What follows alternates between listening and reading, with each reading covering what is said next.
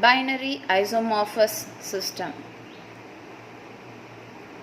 At the end of this session, you will be able to define a binary isomorphous system, interpret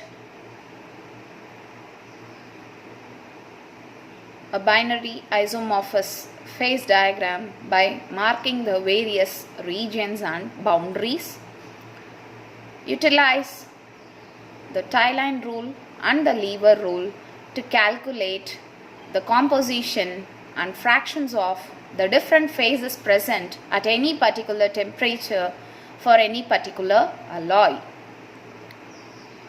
Explain the microstructural evolution while cooling an alloy.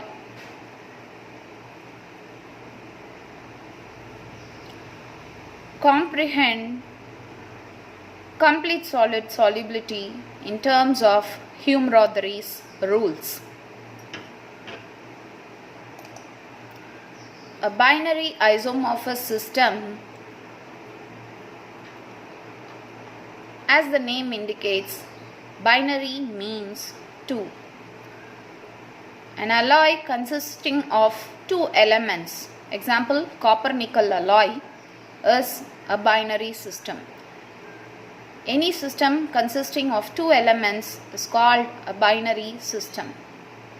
An isomorphous system is one which has a single solid phase at lower temperatures and a single liquid phase at higher temperatures. Any two-component system exhibiting such a characteristics is called as binary isomorphous system. Another important feature to be noted is the liquid is a homogeneous liquid solution composed of the two components. In our example, copper and nickel. And the solid phase denoted as alpha phase is a substitutional solid solution. Note that the crystal structure of copper is FCC and nickel replaces copper in the solid phase. That is why the name substitutional solid solution. At temperature below 1080 degrees Celsius, copper and nickel are mutually soluble in each other in the solid state. Note that copper has a melting point of 1085 degrees Celsius and nickel has a melting point of 1453 degrees Celsius. So well below the melting point of copper, that is 1080 degrees Celsius, only solid phase exists for all the compositions, be it 20 weight% nickel, 40 or 60 weight% nickel. Whatever be the alloy composition, it is in solid, the alloy is in solid phase. To have a better understanding, let us look into the binary isomorphous phase diagram. The composition in weight% of nickel is taken along the x-axis, temperature is taken along the y-axis. You can, as of now, you can ignore the composition in atom% and temperature in Fahrenheit. Starting from pure copper, that is 0 weight% nickel, you can achieve pure nickel by means of substitution, that is 100 weight% nickel. In case of pure copper, that is copper as a pure element, the melting point is just a single point, 1085 degrees Celsius. In case of pure nickel, the melting point is 1453 degrees Celsius. For all other alloys, there is a freezing range. There is a range of temperatures over which solidification happens. If liquid copper is cooled below 1000 85 degrees Celsius, it completely solidifies at this particular temperature. But a 28% nickel and copper, when cooled to say 1200 degrees Celsius, it solidification occurs over a range of temperatures, and the 28% nickel and copper alloy becomes a solid only after touching this curve. So for all alloys, there is a range of temperature over which solidification occurs, and this range of temperature is called the freezing range. Coming to the various regions in the phase diagram, there are two single phase regions, alpha phase and liquid phase, and there is a single two phase region, alpha plus L. The boundaries separating the regions are known as liquidus and solidus. Liquidus is the line separating the liquid region from the two-phase region, and solidus is the line separating solid region from the two-phase region. I hope you have understood how to draw a binary isomorphous phase diagram, mark the various regions in it, and identify the boundaries separating the various regions. The boundary line between the solid state or solid phase alpha and the two-phase region alpha plus L is called as solidus. The boundary line between liquid phase and the two-phase region is called liquidus. The copper-nickel system is termed as isomorphous because of complete liquid and solid solubility. The temperature difference between the liquidus and solidus gives the freezing range of any particular alloy. All alloys freeze over a range of temperatures called as the freezing range of the alloy. For 48% nickel, the freezing range is 1280 to 1240 degree centigrade. We will go back to this. So for 48% nickel, if you see the liquidus and solidus boundaries, the liquidus boundary lies at 1280 degrees Celsius, whereas the solidus boundary lies at 1240 degree Celsius. So this is the freezing range of the alloy. Which alloy? 48% nickel in copper alloy. Pure metals solidify at a fixed temperature, as I showed you earlier. There is no freezing range. The complete solid solubility can be explained as below. Copper and nickel have same crystal structure. They exhibit face-centered cubic, that is FCC structure. They have nearly identical atomic radii. Copper as well as nickel have almost the same atomic radii, same electronegativity values and similar valencies. So they obey all these four rules. That is, copper and nickel have same crystal structure, identical atomic radii, identical electronegativities and similar valencies. Thereby, they obey the Hume-Rothery's rules for complete solid solubility in substitutional solid solution. Only such systems which obey the Hume-Rothery's rules for complete solid solubility in substitutional solid solution exhibit a binary isomorphous phase diagram.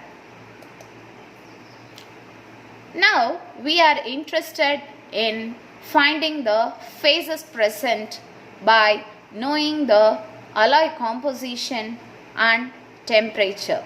For this, let us get back to this phase diagram.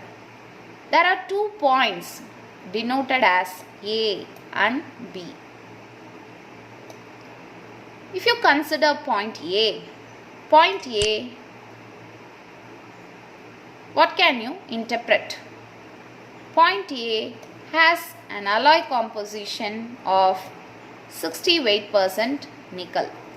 That is, the alloy composition is usually denoted by C0, and C0 here is 60 weight%, and since the alloy composition corresponds to a temperature of 1100 degrees Celsius, so the temperature is 1100 degrees Celsius, but the alloy is completely in the alpha phase. So the entire alloy composition is equal to the composition of alpha phase. Okay.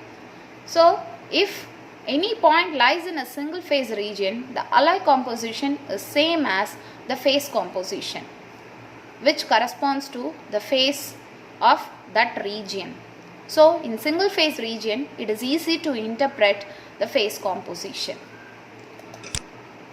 Let us now consider point B. Point B is lying in the two-phase region alpha plus L.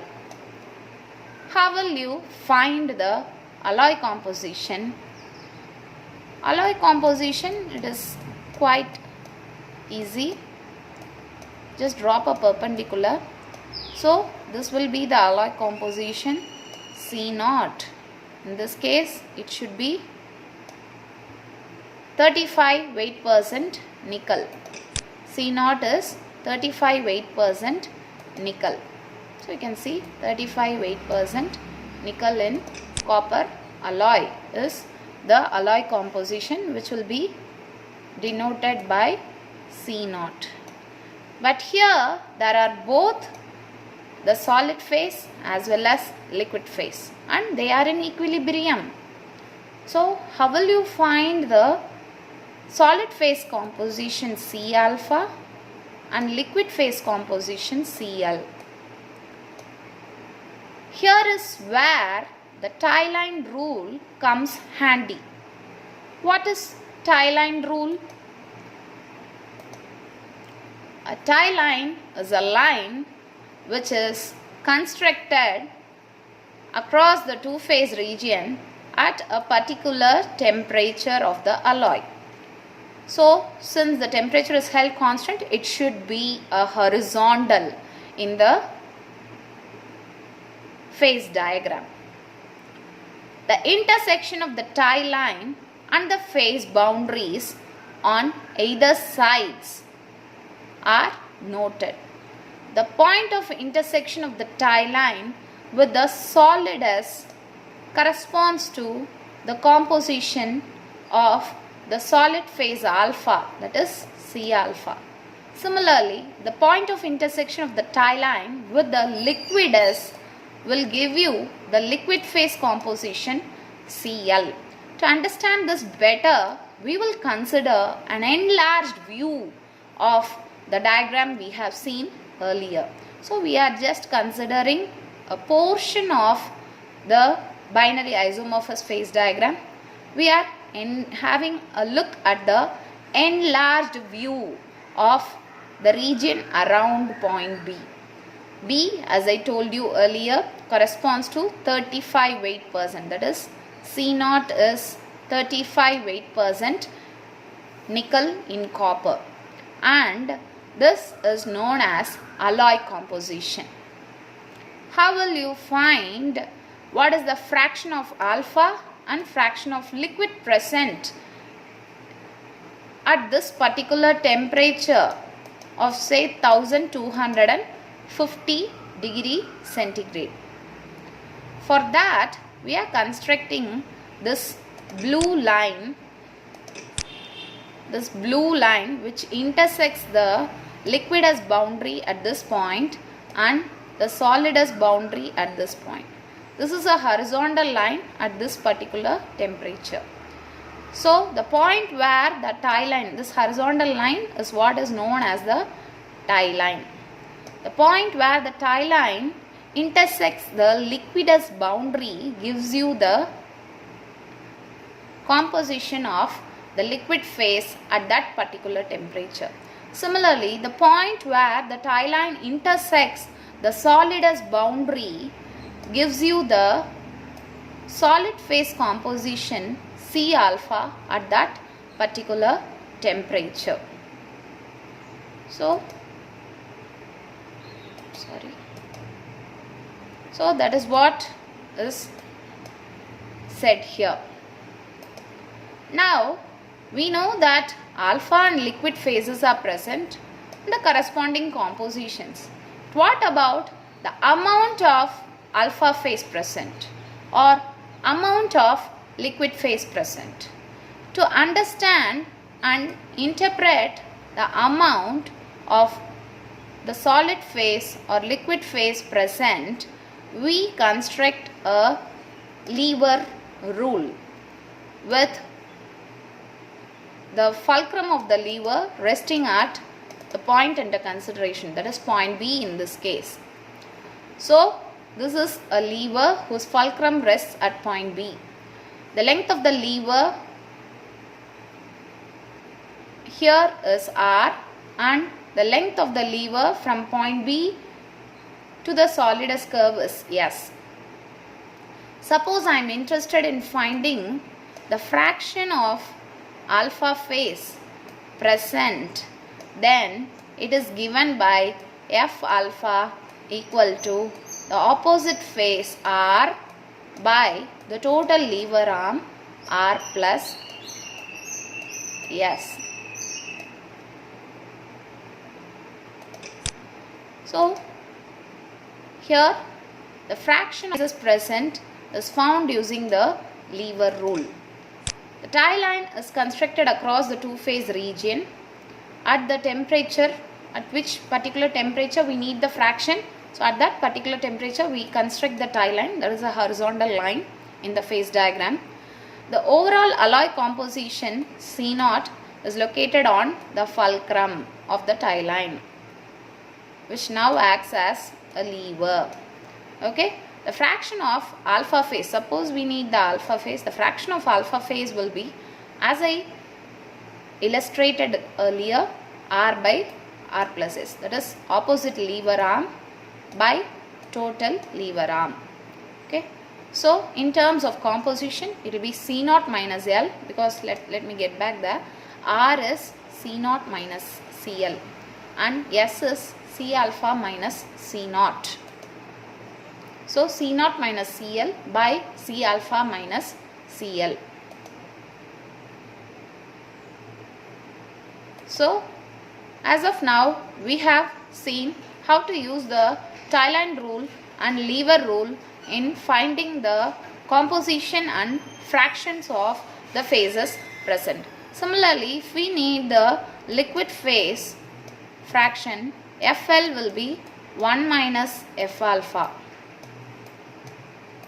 or in terms of this formula it is going to be S by R plus S.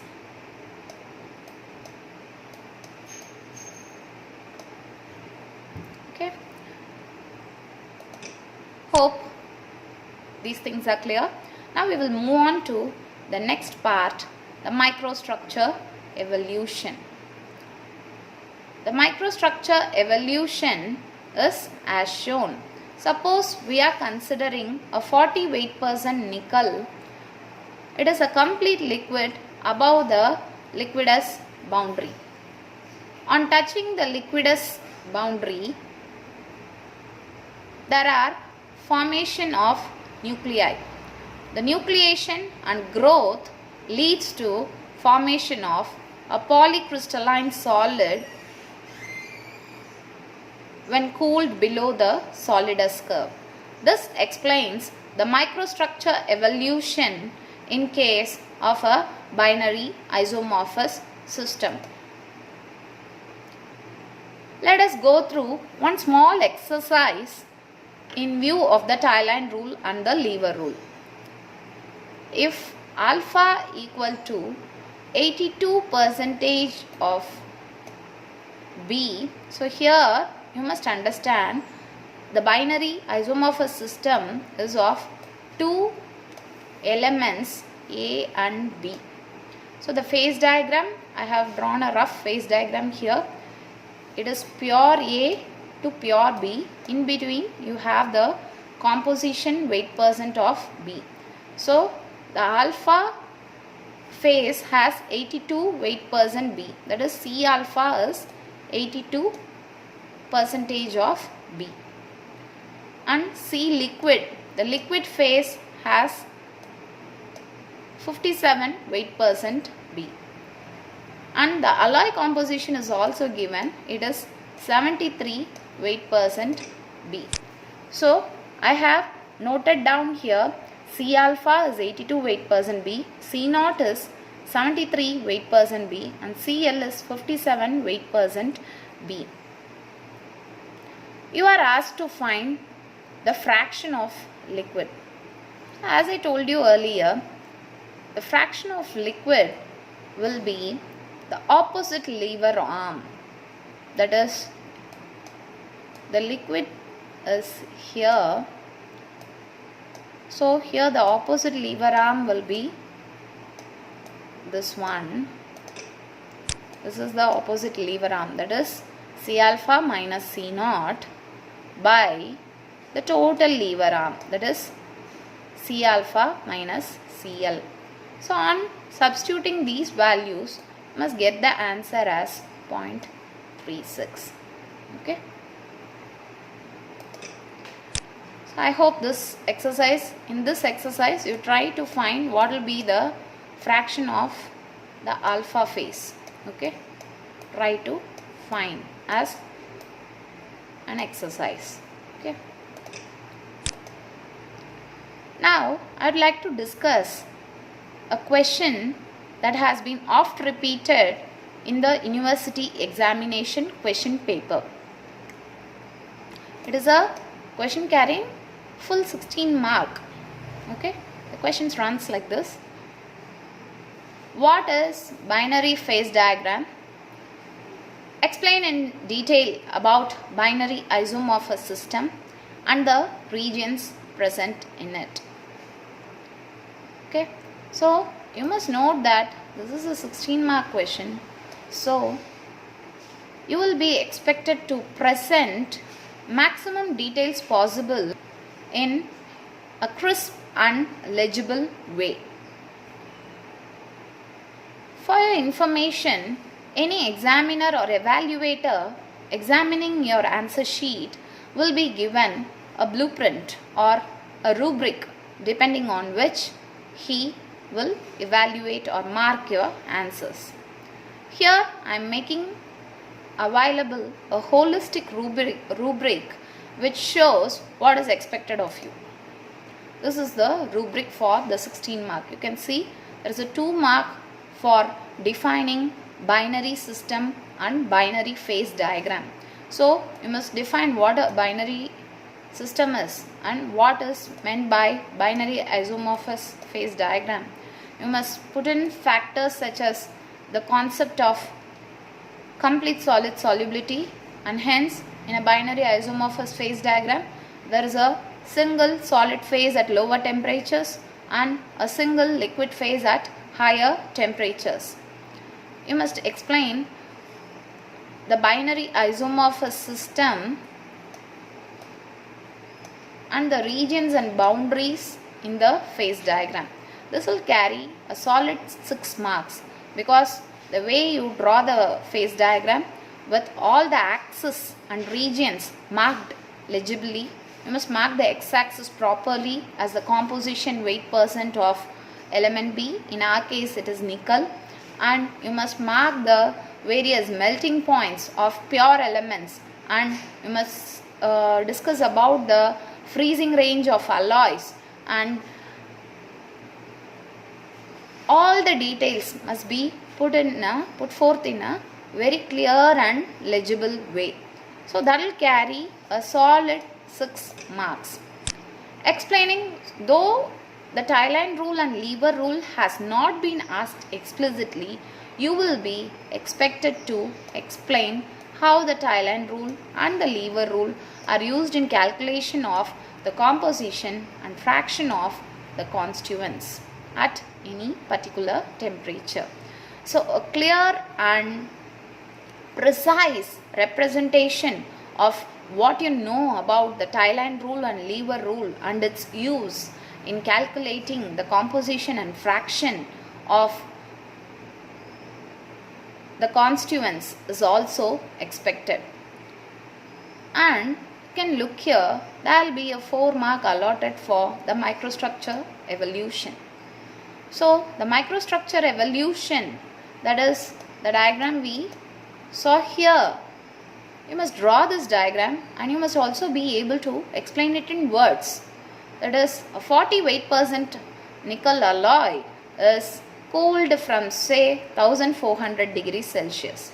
At 1400 degrees Celsius, the alloy is a complete liquid. So you can show that this is in complete liquid phase. On cooling to a point where it reaches the liquidous boundary, nucleation begins. That is, the liquid begins to solidify. Okay. And you must explain that this point, at the point where the alloy touches the liquidous boundary, the alloy composition is completely liquid composition. So you can see that from the tie line as well. The opposite arm gives you the liquid composition. Here in this case, the C alpha is almost 0. On cooling further, the nuclei grows. But you must also note that the evolution of C alpha is along the solidus curve, that is the solid phase composition evolves along the solidus curve, whereas the liquid phase composition evolves along the liquidus curve. Okay.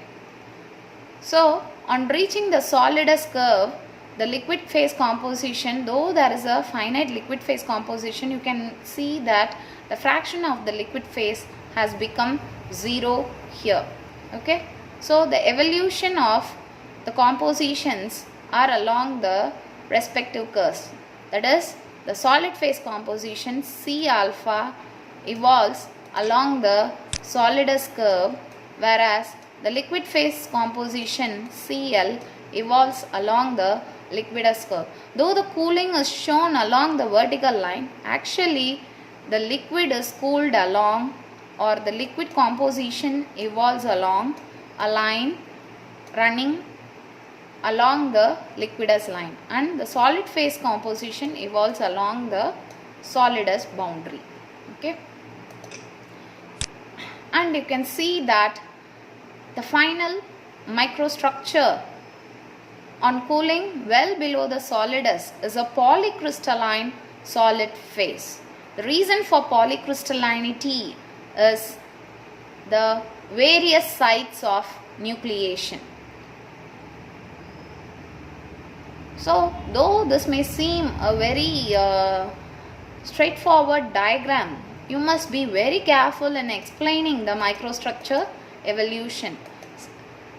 A 16 mark, fetching the 16 marks depends on how well you understand and how well you put it in words and writing and neat diagrams in your answer sheet. So you must be aware of where to concentrate as well. Explanation of a binary system just fetches you 2 marks, whereas the phase diagram and associated explanation will fetch you 6 marks. Tie line and lever rule may fetch you 4 marks, and microstructure evolution another 4 marks. In total 16 marks. So if you concentrate and rework on these points and present it in a beautiful way, you must be able to secure all the 16 mark. So, since this is an oft repeated question, I thought giving you this rubric would help you understand and analyze what is to be presented for a given question. For assignment, I am giving you the rubric so that you will be made aware what to present in your assignment as well. Okay. So, hope the discussion on the binary isomorphous system proved good. At the end of this lecture, you must be able to define a binary isomorphous system, draw and explain the various regions and boundaries in a binary isomorphous phase diagram, apply the lever and tie line rule to find the composition and fraction of phases present in a particular alloy at any particular temperature.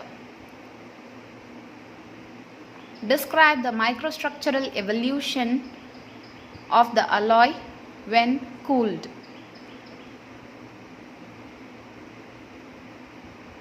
Hope you will be able to answer with reference to the context if this question is being asked for your examination. All the best.